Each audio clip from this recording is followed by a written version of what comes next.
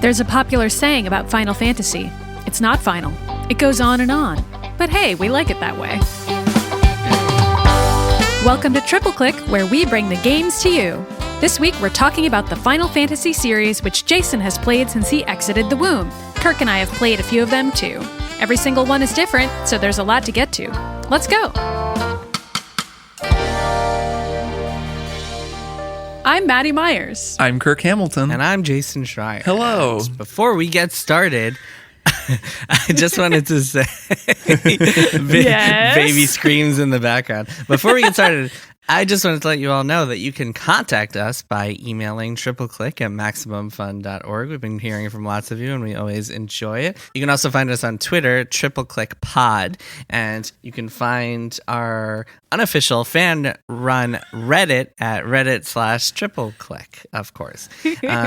Big thanks to everybody out there who's been spreading the word about the show, telling your friends. We love it when people tell their friends about the podcast. And big thanks to everyone who's become a member and supporting us on MaximumFun.org, which you can do by going over there and hitting join and clicking off Triple Click. And thank you all so much for helping make the show happen.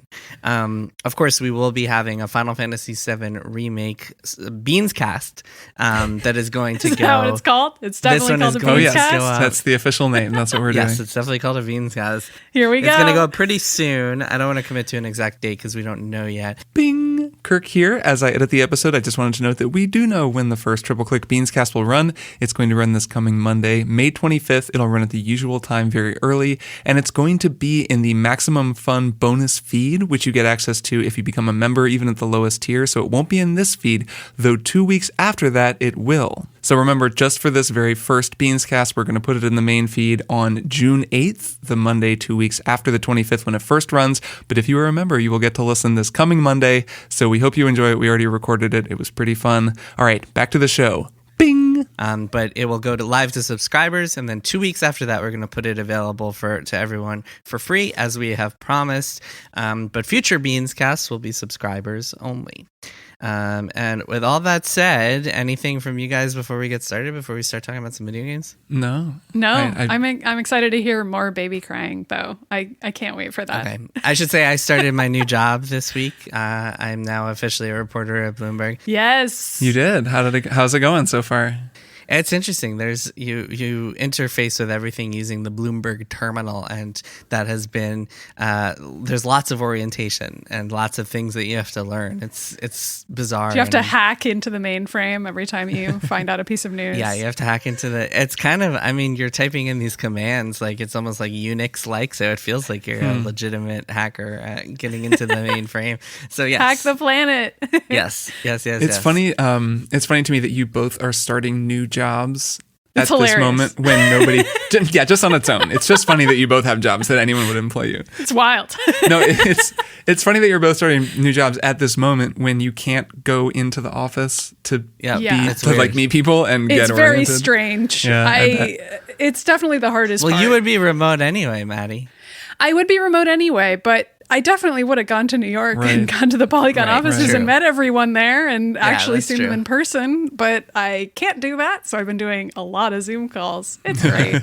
Yeah, I can imagine. Yeah, same. It's a very strange process, just like video orientations, and I'm sure our listeners know it's very draining. I mean, I guess it has its pros and cons. Speaking of so much to learn and pros and cons, Jason, what are we talking about today?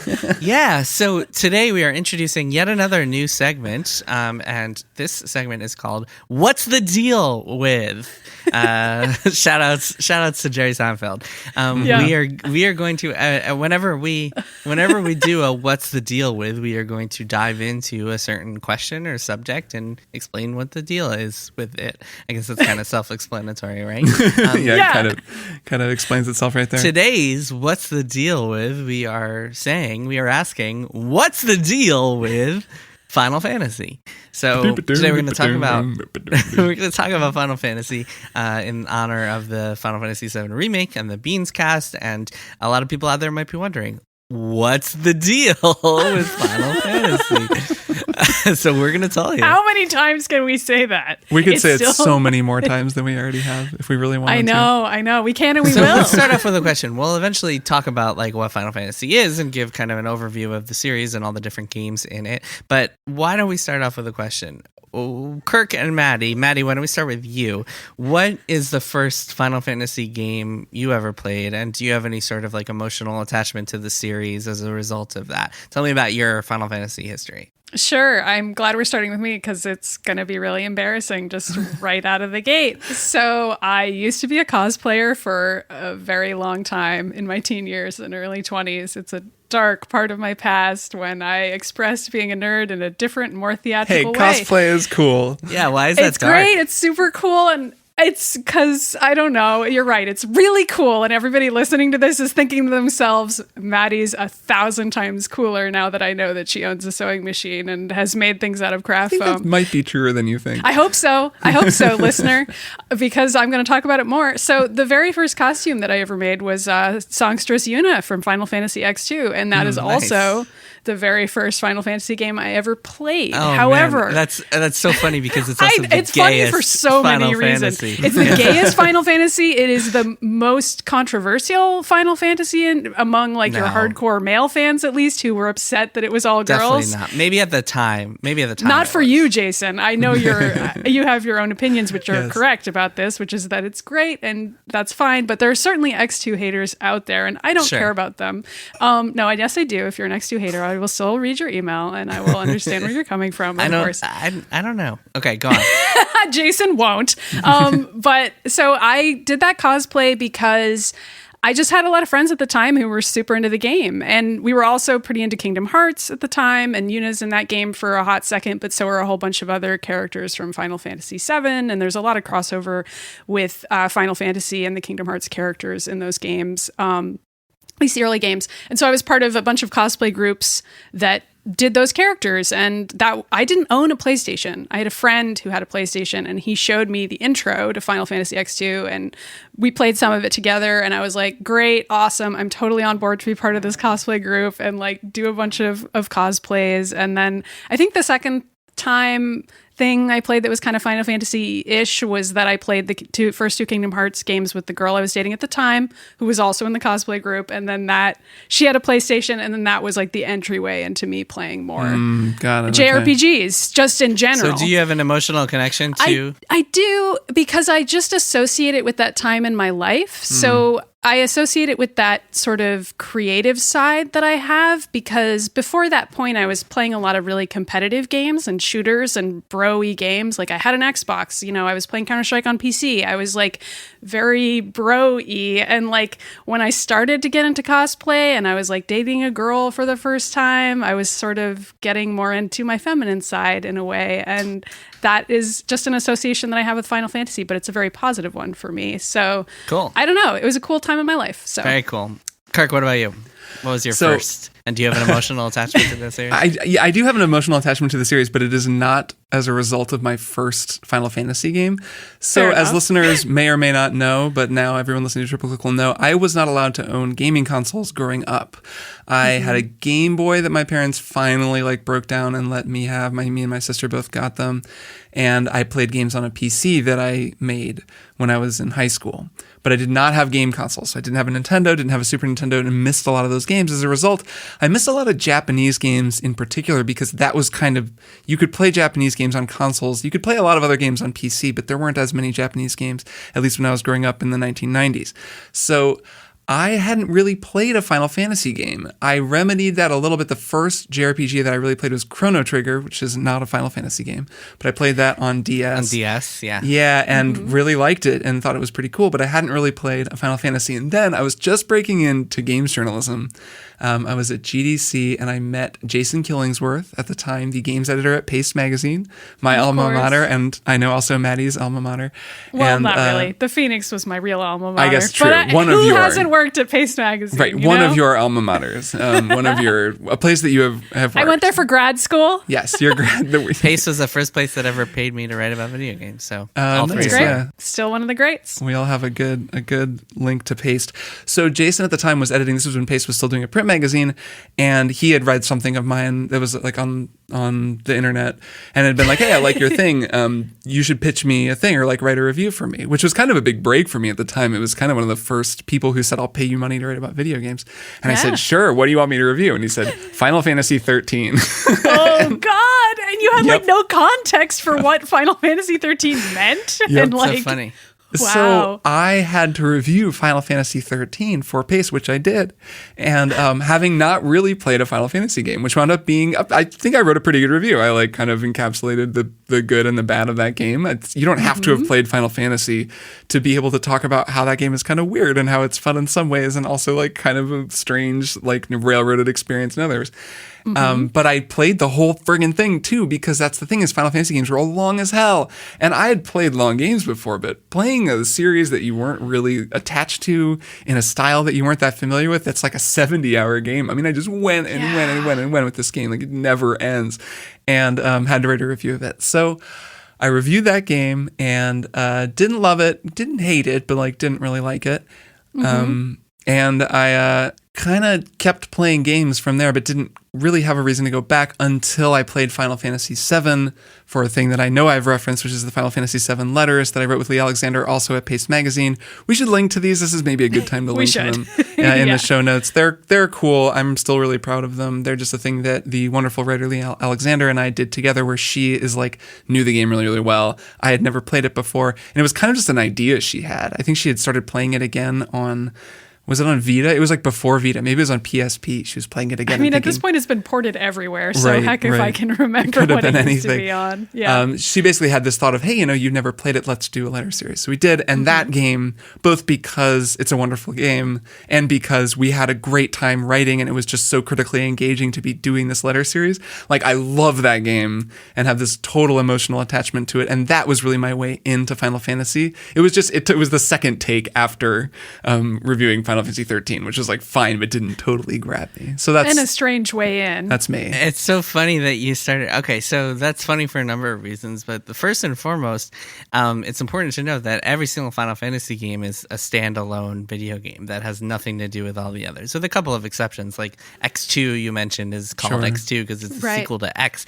But all of the numbered mainline Final Fantasy games are totally new, brand new stories and brand new worlds that just have a bunch of recurring themes and motifs. For example, most of the games have airships. Most of them have a guy named Sid. Most of them have chocobos. Biggs and Wedge. Biggs and Wedge.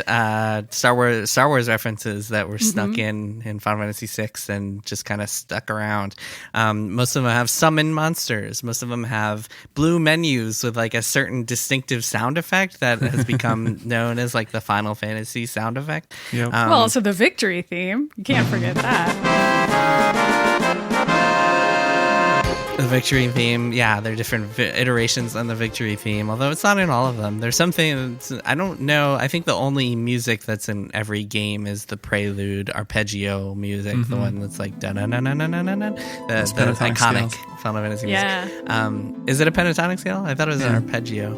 Yeah, I mean, it's a pentatonic scale, like minus a note.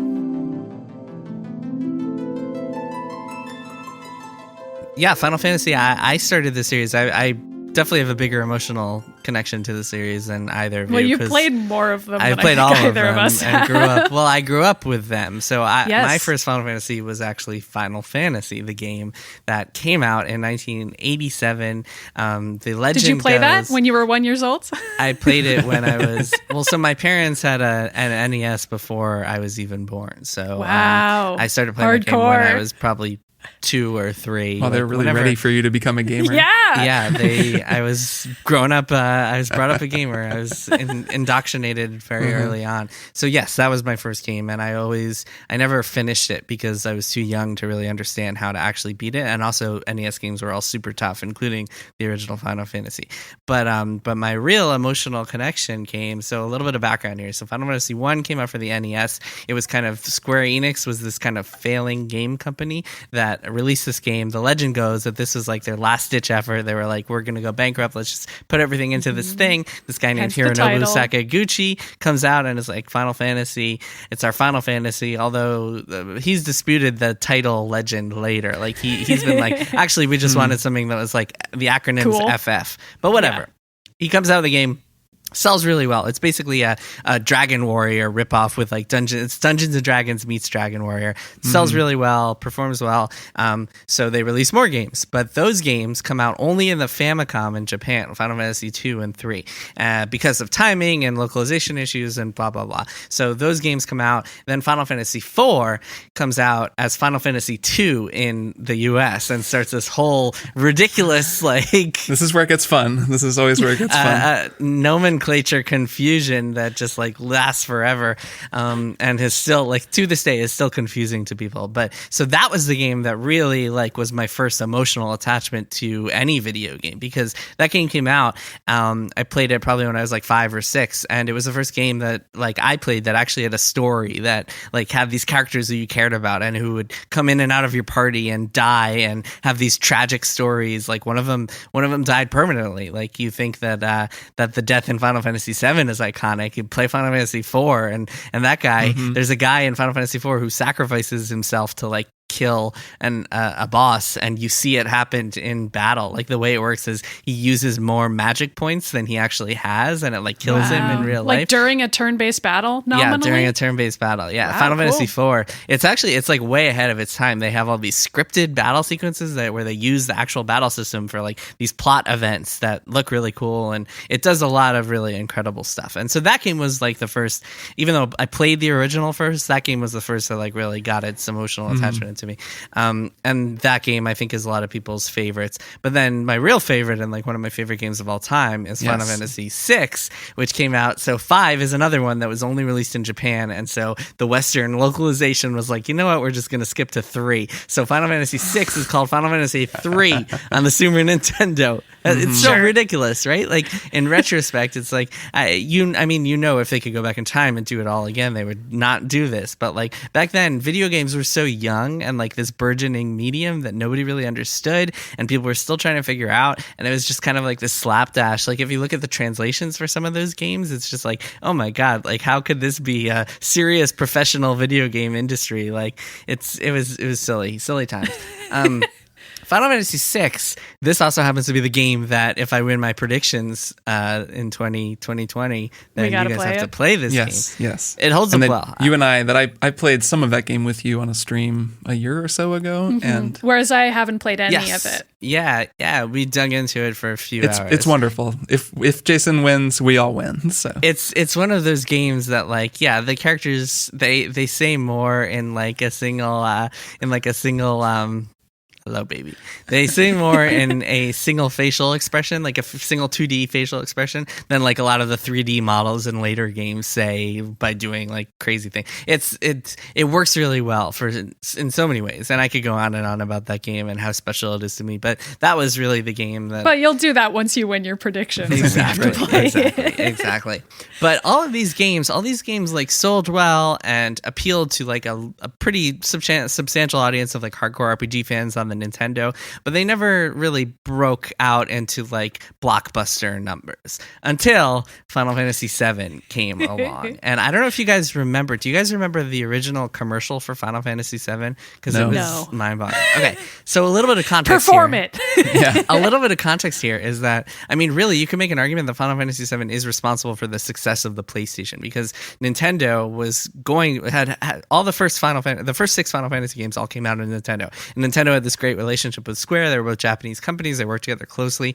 And Square was going to release Final Fantasy VII on the Nintendo PlayStation because Nintendo and PlayStation were teaming up to release this CD Nintendo that was going to be their successor. But that did not work out. They split up. PlayStation decided, you know what, we're just going to take the CD and do our own thing. Nintendo stuck with cartridges. But so Square is working on this big blockbuster Final Fantasy game with tons of like full motion graphic videos that can't actually fit on a cartridge. So they're like, you know what, we're going to go on this PlayStation thing. everything. And they probably, I mean, they certainly convinced me to get a PlayStation instead of like a Nintendo 64. They probably convinced a lot of people back then. But also, this game, Final Fantasy VII, it came out in like such a splashy way. They spent millions of dollars on marketing. They released TV commercials that were like the future of video games, like all these crazy cinematic, like 3D graphics. Because back then they could stick these pre-rendered videos that were part of like the cutscenes on discs, and they would look like leaps and bounds better than anything else you could play in a video game. Today they kind of look like crummy compared to even like real-time graphics in modern games.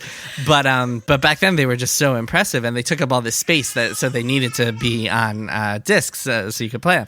But yeah, Final Fantasy VII comes out and it just blows everybody away. Like, this game just becomes a cultural phenomenon, sells millions of copies. I believe it sold 11 million copies. I think that's the number. And that game really was just like took Final Fantasy to a whole new level. And then future ones came out. I don't know if have you guys played 8, 9, 10? 10, yes. I played some of 9, quite a bit of 10. 13, obviously, some of 12. Yeah, I played 13 as well. Well, so one of the things that's really cool about Final Fantasy is that as all these games came out, something that Square always tried to do is they tried to change things up with every single entry. Every single entry was innovative in some way. So like Final Fantasy VII introduces this idea of materia, where you can like equip spells in the forms of little crystals and combine them to create crazy effects. And then Final Fantasy VIII introduces the draw system, where you can stand in battle and like steal magic from enemies and then equip it to boost your stats. And so all these crazy ideas are going into this series. It's like a complete contrast to the other big Japanese RPG series, Dragon Warrior, Dragon Quest, which is just traditional, like we're going to stick to the same thing every single time, no matter what, like stick to our routines. And Final Fantasy, it's like the conservative, it's like the Republicans in Dragon Quest and like the crazy liberal hippie Democrats. Like the Republicans are like, we're going to stick to our turn-based combat no matter what, and no abortions. And then Final Fantasy is like, we're gonna change things up, we're hippies, and we're gonna go in our freedom own way. of choice. Freedom of choice for everybody. And yeah, just over time it's definitely had its ups and downs. Quite a lot of spin-offs and batshit anime, especially surrounding Final Fantasy VII. There have been a lot of good games, a lot of not so good games. I think for a lot of people, it's funny that 13 was your first game, Kirk, because I think for a lot of people that was kind of the nadir of the series. I know.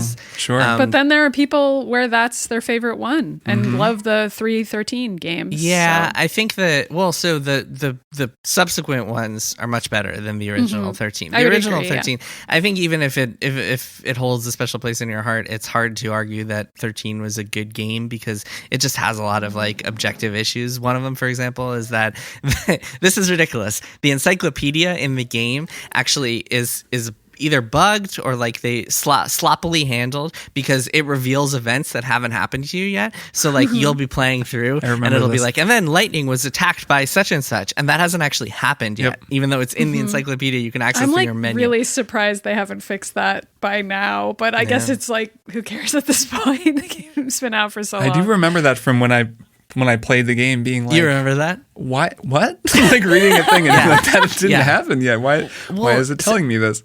And then, so what I remember is, so all of these games, I have a lot of fond memories of like going on message boards and reading as like the games would be released usually a few months earlier in Japan, so people would be able to talk about them on like GameFAQs and stuff. So 13, the biggest knock against it was that it was super linear. So like previous games, you could always access a world map, and you can also always have like multiple ways that you could explore. They kind of had linear stories, so it was all kind of an illusion. The idea, it wasn't like there were big Skyrim like open world games or anything. That complaint, actually, as someone who grew up playing like Morrowind or whatever, it always struck me as sort of funny, only because every JRPG I've played is significantly more linear than your average like actual, really non-linear game. Yeah, but the difference, it's a striking difference, because this is literally you're just walking in a straight line and like pressing the A button. And also, I mean, one of the especially the first like 8 hours or something. It's the first like 20 hours before it. Yeah, maybe it's more. Maybe I'm like it's a lot more. I'm shutting some of that down in my brain and forgetting. It didn't have towns. Like towns were a beloved part of like original games. Like you couldn't talk to NPCs. It was just kind of like a nonstop like Call of Duty-ish sluggish action ride, and that people didn't like that about it. Also, and this is just kind of like an objectively bad decision. It took, I think, 10 hours, between 8 and 10 hours before you actually unlocked all of the things you could do in combat. It was so heavily tutorialized that they would just drip feed these new mechanics and be like, now you can do this, now you can stagger, now you can change classes, now blah, blah, blah, blah. Up to like literally 10 hours into the game, you're still unlocking the combat system. So for quite a bit of time, you're just pressing A and that's it. Like there's no decision making at all. So yeah, that game has a lot of issues. Yeah, I reviewed it. I remember. Yeah, it's a problem of a game. But yeah, the sequels 13-2 and then Lightning Returns were much better and much different and did some interesting things. Yeah, and the stagger mechanic is cool, and it's part of why Final Fantasy VII Remake is so fun, is because it takes that part of the combat from those games and makes it good. Yeah, it's a little different in 7 Remake. But yeah, it's a good mechanic, but like sometimes, especially towards the beginning of 13, because you don't have any actual options. It just kind of feels like you're just going through but it's the motions. A good idea. Yes. Yeah, and so and then there were MMOs along the way. I don't know if you guys remember this, but actually back in the day, it's so funny. Square used to release these guys at a cadence of like one every year or one every 2 years, which is hilarious to look at now that they've released one game in a decade. But it was like 8, 9, 10, and then in the same E3 conference, they announced, I believe it was like 11, 12, and 13 all at once. Wow. And it was like 11 is an MMO, 12 is this game, and then 13 we're doing a whole series of trilogy and blah, blah, blah, like a project. They called it the 13 something Crystal Project. So they used to just crank these games out. 11 was weird, and it's always been kind of like the black sheep, unless you're like a huge MMO fan, because that was the first MMO, and that was kind of like an attempt to recreate the success of other MMOs of the day, EverQuest and such. And then 14 is the other MMO, and that is super critically acclaimed. That's a game that I've tried to get into, but just haven't had the time to really see it through. But the many hours I have played, I've loved, because it's a great game. But that game also has a crazy story behind it. Kirk, you want to talk about it? Oh, there's that they launched it and it was fucked up, and then they completely went back to the drawing board and basically rebuilt the game, right? Or fixed it, redid everything and fixed it. Yeah, they call it A Realm Reborn. They took it down for a year and a half, which is kind of mind-boggling in retrospect. I think that was the first example of like a game that went through that narrative of like, hey, it came out broken. Has that ever happened where a game is taken down? I remember people saying like Anthem should do this. Like, there are times where people will get very critical of a game with a really problematic launch and say they should just pull the Final Fantasy 14 on it and just take it offline. People have said that about Fallout 76 as well. Yeah, that's true. Yep, they definitely have. The difference is that 14 has a monthly subscription fee, so they pretty much had to take it down rather than asking players to keep paying while they waited, as opposed to Anthem and Fallout, which don't cost you anything to it doesn't after cost, you buy them. Yeah, right. I mean, to leave it up, it doesn't. You don't have to pay to keep your character online or anything. Right. They can just keep working on it while you've already paid for it. So 14, the new it's getting expansion packs all the time and updates and patches and stuff, and it's turned into this like Final Fantasy theme park where you play through and there are raids and like content based on all the old games. There's like a golden saucer in there. There's Triple Triad, the card game from 8. There's all this cool stuff. And then 15 is the most recent one. That game has a whole development saga of its own that we won't get into, but I enjoy that game quite a bit. I think that like there are a couple of reasons that this game holds such a special place in people's hearts. First and foremost is the music, and I think that like without the music, these games probably would not have lasted. Like the series would probably not be going the way it is if not for the music, because the music takes a lot of what would otherwise be just kind of rote stuff or boring, tedious stuff and just takes it to a new level. Like for example, I mean the combat system in a lot of those old games can be grindy and tedious, and a lot of it is just mashing the A button while random encounters pop up. But because the music is so good, it helps you just get through it, and you're just like, oh yeah, this battle theme is amazing. I'm gonna play because I want to listen to this battle Cell theme, or just like those emotional moments from like Final Fantasy 7 or 6. Yeah. It's just like all the music. Yeah, Kirk, give me your thoughts, because you're our music expert here. I'll be brief here because I might do something a little bit more detailed on the music of Final Fantasy at some point down the road. That's exciting. But yeah, so Uematsu, the composer for Final Fantasy VII, of course, is this very widely heralded The first 10 he did. game composer. Yeah, he did a lot of Final Fantasy music, and 7 definitely introduces something that I know is in the earlier games as well. But for me, it's just so that it's a thing that's very common in Japanese games where themes just repeat over and over and over again because there's a lot of repetition in the game in general. And in that game, the character themes are so strong. Aerith's theme is so strong. Cloud's theme is so strong that you hear them over and over again, and they just carry so much emotional water for the game because everything else is pretty rudimentary. The music is too. It doesn't sound like the full orchestras that we hear in modern games, but it's sophisticated musically, and the melodies are so good that when you hear them over and over again, they just get to you, and they kind of gives you that connection to these weird little polygons moving around on the screen.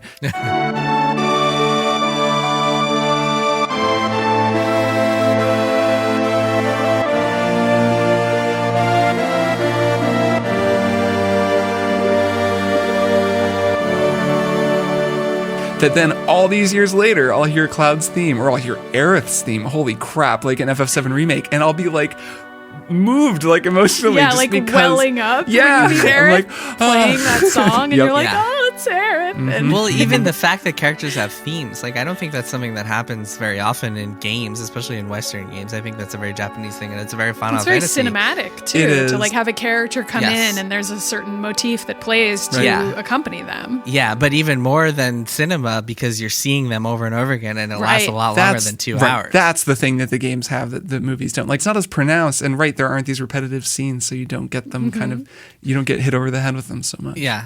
I think just having the music there, man. There's a scene that I remember, and anyone who's played Final Fantasy VI will no doubt remember this. But like you're going, they do a lot with musical changes and just like abrupt, just kind of shifts. And so there's a scene where it's early in the game. You're in this town called South Figaro, and you're going around. It's the town music is great, it's playing, and then you walk into this bar. Suddenly the music shifts, and it's like this Western style, like dingy, like strange theme, and you're like, well, what is going on here? And then you go up to the bar and you see this character, and you're like, and this character is distinct. He's wearing black clothes. He has a dog next to him, and you're like, oh, it's this guy. This guy's must be this guy's. This guy's theme. causing this song, apparently. And then every time he pops up in some way, like you hear that song, and you're like, you associate it in your head, and you're like, oh man, this is cool. So yeah, the music has just been, even in the early games that didn't have as strong stories like the original game, like you go back and listen to some of that MIDI like pixelated music, and it is incredible. So another thing, in addition to the music, is I think the combat systems. I think that the gameplay itself is a big thing that people like about these games. Jason, you mentioned the way that they are always innovating. I haven't played every single Final Fantasy, but I played a lot of them. I've played enough to see the ways that the system changes. It goes to like hard turn-based. In fact, you haven't mentioned it, but I know that this is, Jason, one of your favorite games too, is Final Fantasy Tactics, which is another one of my favorite games. And actually, Tactics A2, Grimoire of the Rift, the DS game. Yes, Love that good game. Has a lot of the music from Final Fantasy 12, and the music was actually what made me fall in love with that game as well. But the gameplay is so good. It's like XCOM style, really hard turn-based, tactical, positional combat, which is very different than most other Final Fantasy games. There's no other actual tactics combat, right? There are some that are turn-based. FF10 is turn-based, and that I think I think everyone has opinions on like their favorite combat system. Maybe we can go around and say them in a second. But I think that the combat and the way that you spend so much time in this game listening to the great combat music and fighting enemies and then fighting huge bosses that go on and on and on again forever. I know, Maddy, you and I were complaining a little bit about all the bosses. And now that I've finished FF7 Remake, holy crap, there's a lot of bosses at the end of that game. I told you. But, I think that we spend so much time in those combat systems that they are a big part of the game. And if you don't gel with the combat system for a certain game, like I didn't love the combat in FF13, that's going to be a lot of the game, and it kind of winds up Yeah. defining your favorite games. Mm-hmm. What's Jason? Maybe you go first. What's your favorite combat system in a Final Fantasy? Favorite combat system? I don't even know. I mean, they all have their advantages. I guess 12 has a pretty cool combat system. You can set up these gambits, these AI, basic AI for your party members. I just wanted to say Tactics, not only is that one of my favorite games ever, it's also the game that I recommend people play first if they want to start with a Final Fantasy game, because you can get it on your phone and it plays amazingly on your phone, and highly recommend it to everybody out there who's curious about this. Maddie, what about you? Do you have a favorite? Oh boy. I would have said 10-2, but it's been so long since I've played it that I'm not sure how I would feel about it now. But I do remember that a lot of it was based around like you change your outfit and that changes your whole deal. And I thought that was just a really cool concept for combat to have it's at like the time. a class system or a job system where you're wearing a black mage outfit or like a sorcerer outfit or whatever. Right. Right. Yeah. Which is just a fun way to organize JRPG combat, and I haven't quite seen a game do that again. But yeah, it's great. That's a very underrated game, I would say. It is an underrated game, but I don't hate Final Fantasy VII Remake's combat. Some of those boss battles are way too long, but like just the regular workaday combat, I tended to really enjoy. And it was like so close to being something I really loved, because it's an action game finally, and it's real time, and except you can still like pause it and screw around with your spells and stuff. And I was like, this is a really good blend of the turn-based stuff that I tend to find really boring in a JRPG with an actual action combat. I just wish that rolling and dodging had made more sense, and that like switching between characters didn't feel so bad. So maybe they're going to change that in the next few remakes. It's funny that you mentioned that, only because you don't like the turn-based combat and you do like the combat in Final Fantasy VII Remake. Well, because it's more action-based, yeah. Well, right. And so it grew on me over time. Like, I like it fine, and I can see how this is FF7 Remake. I can see how the more, like, if you're playing on hard mode and replaying the game with all the materia unlocked, it gets even more fun. I definitely like get it and agree with you. I have the same complaints that I made last week that I won't re-articulate here. I really don't like the combat in Final Fantasy 15, which is also action-based. I just think it is bad. I just don't like it for a lot of the same reasons I don't like 7. And my favorite combat systems are actually, I love Tactics, even though that's kind of not a mainline game. I love those kinds of games, and I really like FF10 because it's just hard turn-based combat. It's just, you take a turn, the next person takes a turn, and I really like, I like games like that. I like Divinity Original Sin 2, I like XCOM, I like all of these like turn-based games where you can just really take your time, and it doesn't require mastering any sort of like reaction-based stuff, because those games tend to be so kind of naughty, and it takes so long to figure out what I'm going to do that the pressure of there being any time pressure takes me out of it. I really like just being able to relax and sort of focus on and plan my next move. That's funny as like a From Software fan. If it were done well, that's the thing too, is that like I just don't think that the fighting in FF7 Remake or 15. Yeah, like what if Final Fantasy was Bloodborne? Like what if dodging mattered as much as it does in Bloodborne? Then it would. I mean, that would be awesome. That would be a great game. And if it was designed as well as Bloodborne's combat, then I would, for sure, fine. Totally fine. Yeah, but I think part of Final Fantasy, I think one of the other things that kind of defines Final Fantasy is that it's got this kind of weird vibe to it that is almost, it's hard to put your finger on exactly, but it's almost, the games, at least the best of them, they don't take themselves too seriously. They're willing to have a sense of humor.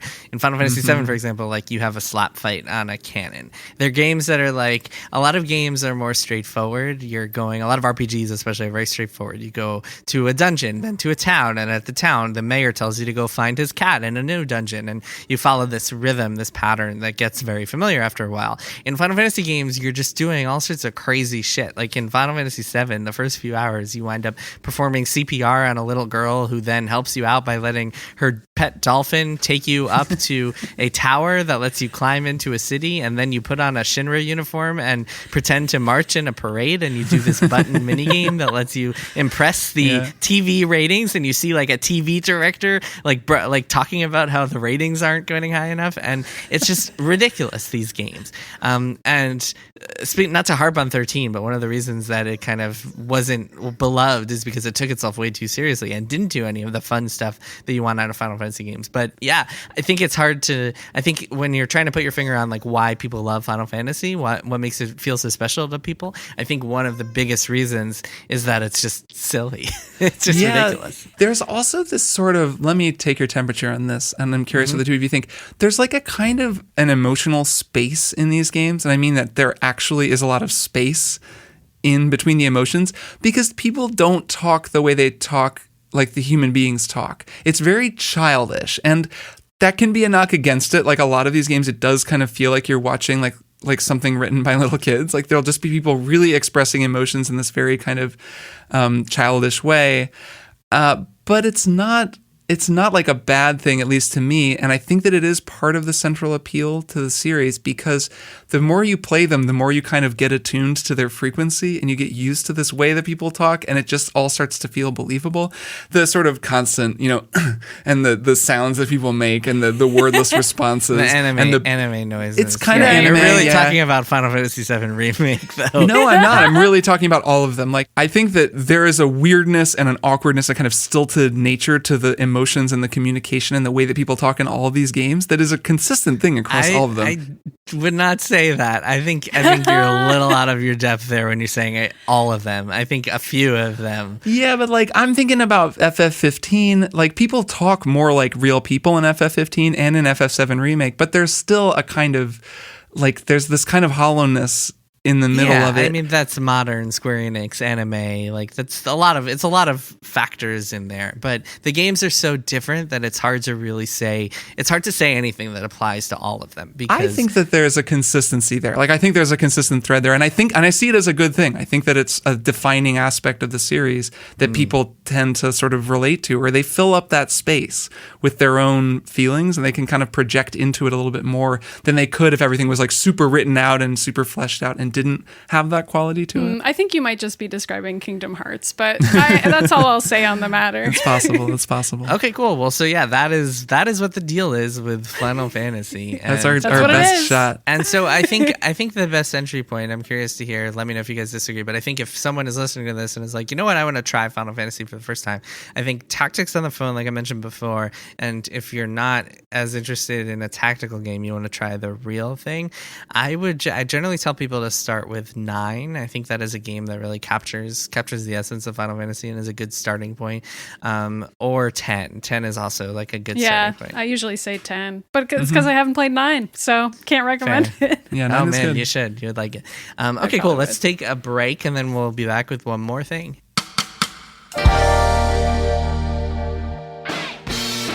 Hey Max Funsters, it's Jesse Thorne. This week on my public radio interview show Bullseye, I'm talking with Tina Fey and Robert Carlock about creating Unbreakable Kimmy Schmidt, 30 Rock, and also just kind of why they're the best at everything. There was a window of time when we used to go to awards things and pick up our prizes and party with the people from Mad Men. You can find Bullseye at MaximumFun.org or wherever you listen to podcasts. Just search for Bullseye with Jesse Thorne.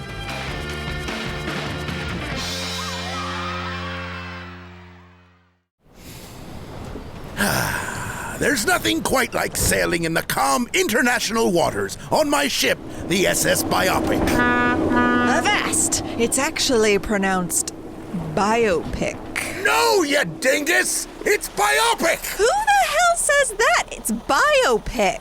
It's the words for biography and picture. All right, that is enough.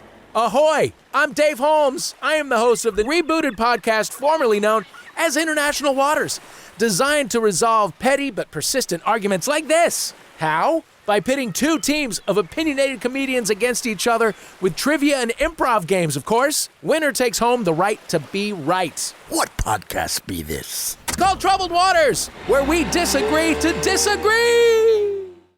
And we are back. Kirk, Maddy, it is time for one more thing. Kirk, get us started. What is your one more thing this week? My one more thing is not a video game this week. It is a TV show. I know that the two of you were talking about games too, which is good, but mine is not a game. It's a TV show that I've finally been watching. This is a show that I had watched a little bit of, or watched the first season of, and very much enjoyed, and then just sort of didn't find time for it. And I know Jason loves this show and has talked about it a lot. So my sister actually started watching it too recently on Netflix and had been telling me how great it is. So I started watching it too. And that show is Better Call Saul, which I began watching again and watched all of season 2 pretty quickly. And so good. It's really good. That's kind of my whole one more thing. That's it. What a great show, though. There's so much to talk about. You know what I think is interesting about it? So I won't say too many spoilers. I do think people should watch it. Maddie, you haven't watched Better Call Saul, is that right? No. Okay. Or Breaking Bad. And no one can make me. Maybe I'll watch The Sopranos someday, but the ship has sailed for me on Breaking Bad. I think The Sopranos is way more important for you to watch than I would agree either with you. of those. I'm gonna let you live your own life and watch whatever you want. I was just curious what the frame of reference for the two of you was going into this. It's fantastic. I think you could watch it without having seen Breaking Bad. It is very different than Breaking Bad, and I would say I like it more, especially because Breaking Bad was a little bit more of a show of its time, the same way The Sopranos is, of that kind of period of early mid-2000s peak TV. And Better Call Saul feels like a second generation show. Mm-hmm. It's cool because it is a prequel to Breaking Bad, and there's plenty of, even in season 2, I know I've seen the promo stuff, so I know all the characters from Breaking Bad who turn up on this show eventually, because everyone who dies on Breaking Bad or leaves the show or whatever is still alive on this because it's a prequel. But it's not, you don't have to have seen it, and it kind of makes the show interesting in some ways.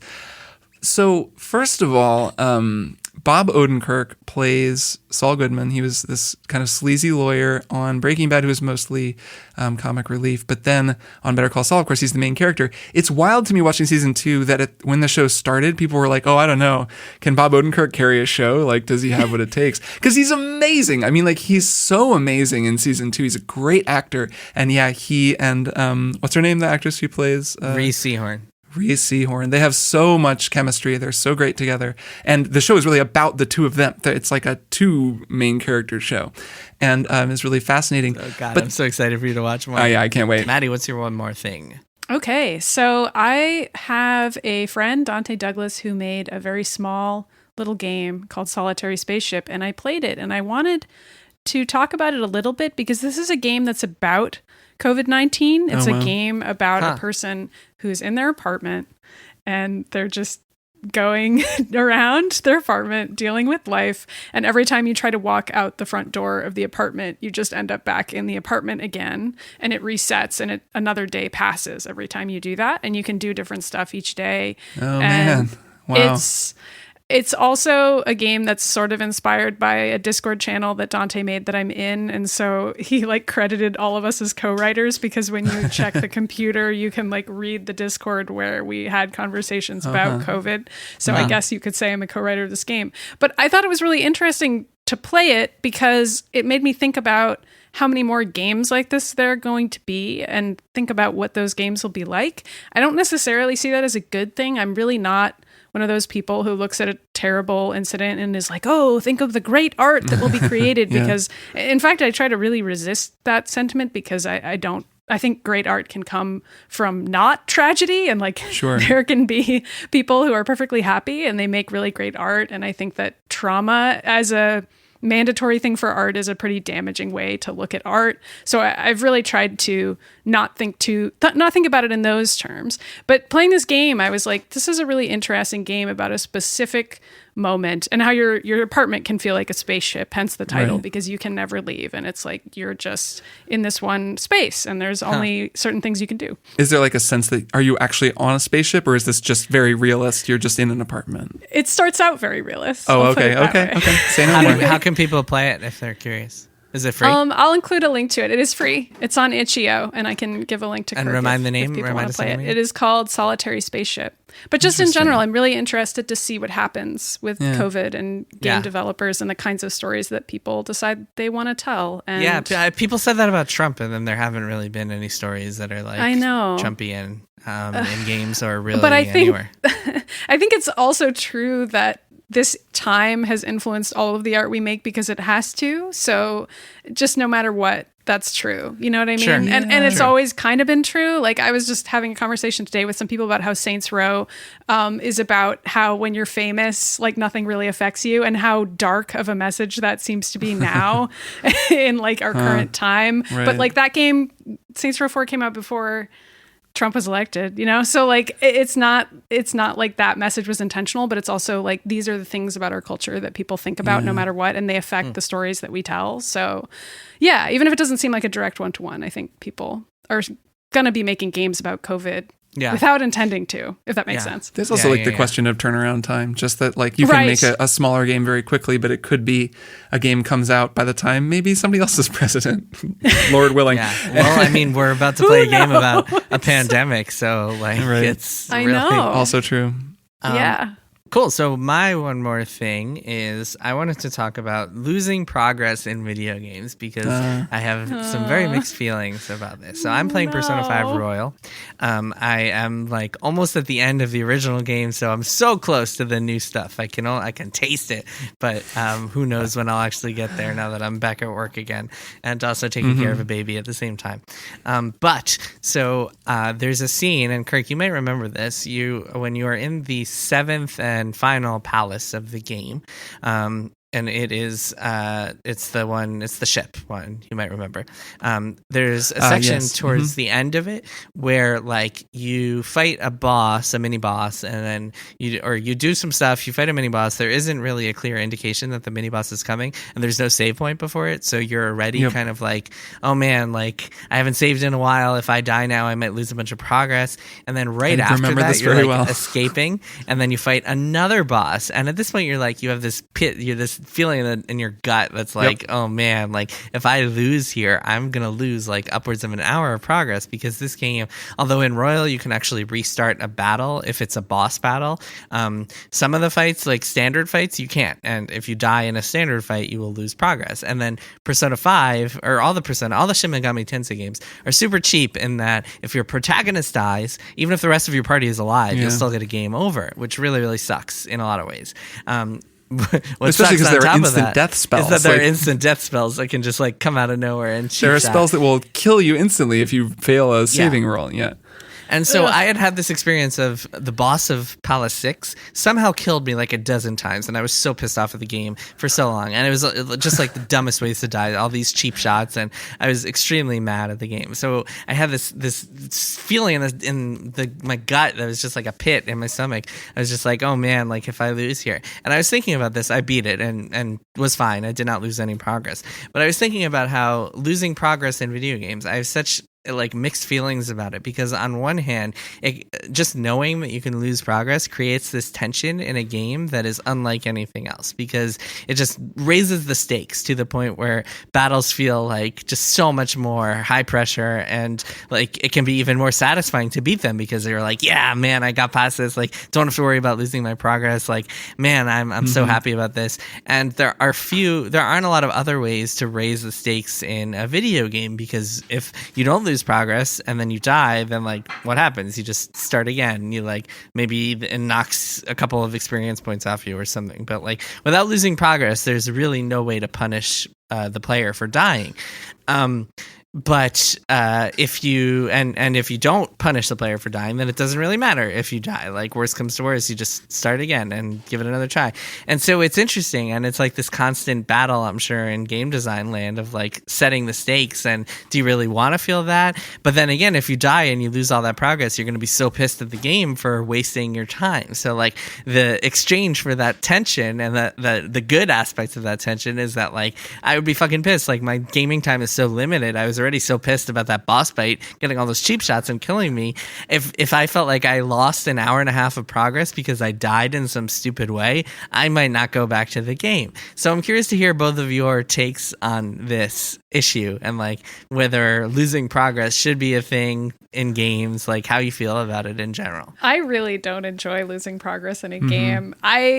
It's not even just an age thing. I don't think I ever enjoyed it when a game did this to me, even when I was a child and I had theoretically infinite time. Well, but hold on. I'm not saying nobody enjoys losing progress. Of course. But I'm saying that even in the circumstances where I was like, oh, I finally made it, I don't prefer that. And now as an adult, I'm so thankful that stuff like Metroid has save states where you don't have to redo everything you just did because you died against a boss, and like you don't have to like recollect whatever you got. You can just be like, oh cool, I just found an energy tank here, let me just click the save state button and it's fine, and I don't have to go all the way back to the save point with Samus. I don't have to worry about it. And there's so many old games that relied so much on that. And I mean, Persona 5 isn't an old game, but it's still a game that relies on what I consider to be a pretty old school mechanic in games, which is like there's a certain number of places where you can save and you just have to deal with those. And in replaying Final Fantasy VII, the original, I'm dealing with that again because I am not using save states or anything. I'm just going to the save points and saving the game and being like, wow, yeah, this is how this game works. At least it has a fast forward button. At least the new versions have fast forward. It does, and it has the also version you can turn where off you can turn encounters. off. Yes, I've turned off encounters. It's true. Nice. I've done it. I'm not interested in encounters anymore. That's smart. But yeah, I don't enjoy losing progress. I don't find it to be a satisfying feeling, and I think it's really impressive and cool when a game can find other ways to raise the stakes for you that don't involve something like that, either by just having a lot of complicated mechanics or interesting ones. Like part of why I like Kirby games, even though death doesn't matter in Kirby games, is because usually they have a really fun mechanic, and that's what keeps you playing and interested. It's just the fact that it's fun for Kirby to turn into different stuff. And yes, death is meaningless in a Kirby game, but I still enjoy it because I'm enjoying the game. I guess that's my take. What do you think? Death is Kirk? meaningless when you're Kirby. Kirby has infinite power. He's fine no matter what. I agree that death is meaningless when you're Kirby. Yeah, I wrote an article about this. We can link it in show notes. It's called 5 Ways Video Games Make Failure Matter. This is back in 2018. I wrote this for Kotaku and talked about this, Jason, where I think that my least favorite is the one that you mentioned where you just lose time. That to me is just annoying. Like when this was Gravity Rush 2 is what I mentioned because I reviewed that game and there's a lot of questionable checkpointing in that game, just where you die and you're like, oh, it's not just the beginning of the boss fight, it's the whole huge like 5-minute thing getting to the boss, and it doesn't feel thoughtful. It's just like they just put the checkpoint too far back. I hate that. Like I hate when it feels like, yeah, I've lost a huge boss rush and I have to do the whole thing again.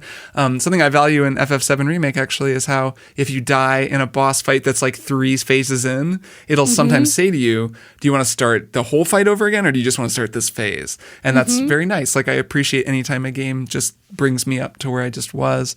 But I do like the way that like Dark Souls makes you risk your XP, the way that those games are clever about saying, well, you want to go in here and try to get this thing, you're going to drop down and you're not going to be able to climb back out. So you'll have to fight your way out. But that's what you get for like trying to get the fast way to this glowy item. And they kind of punish you, but also mess with you and reward you in cool ways that then makes you feel really exhilarated when you make it out.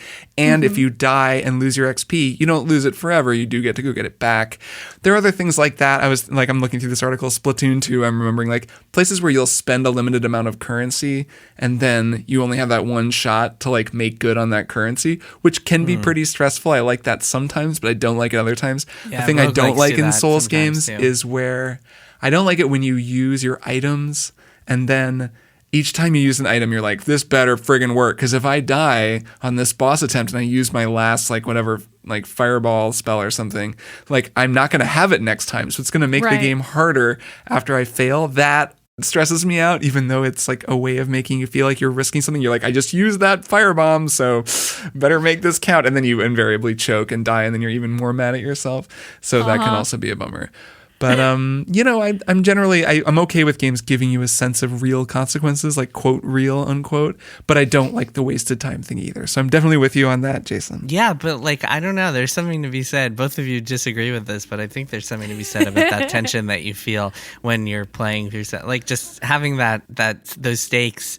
Like, nothing you described compares to the stakes of knowing if I don't beat this boss, I will lose an hour of progress. I will lose an hour of my think life. you could even make people think that and then pleasantly surprise them if they die with the fact that they're not really going to lose an hour. Like, I think there are other ways you can create that tension without actually... Well, that's Persona 5 Royal does that to some extent because, like I mentioned, on bosses, you can now restart the battle instead of having to go back to your save point. Okay, cool. Well, so I believe that is it for this week's episode. Yeah, I think it Keep is. an eye out if you are a subscriber for the Final Fantasy VII Remake Beans Cast coming soon. And we will see you all next week. Yep, see you both next week. Bye. Triple Click is produced by Jason Schreier, Maddy Myers, and me, Kirk Hamilton. I edit and mix the show and also wrote our theme music. Our show art is by Tom DJ. Triple Click is a proud member of the Maximum Fun Podcast Network, and if you like our show, we hope you'll head over to MaximumFun.org/join and consider becoming a member. Doing so helps support us and gets you access to an exclusive Triple Click episode each month. Find us online at tripleclickpodcast.com, on Twitter at tripleclickpod, and send email to tripleclick@maximumfun.org. Thanks for listening. See you next time.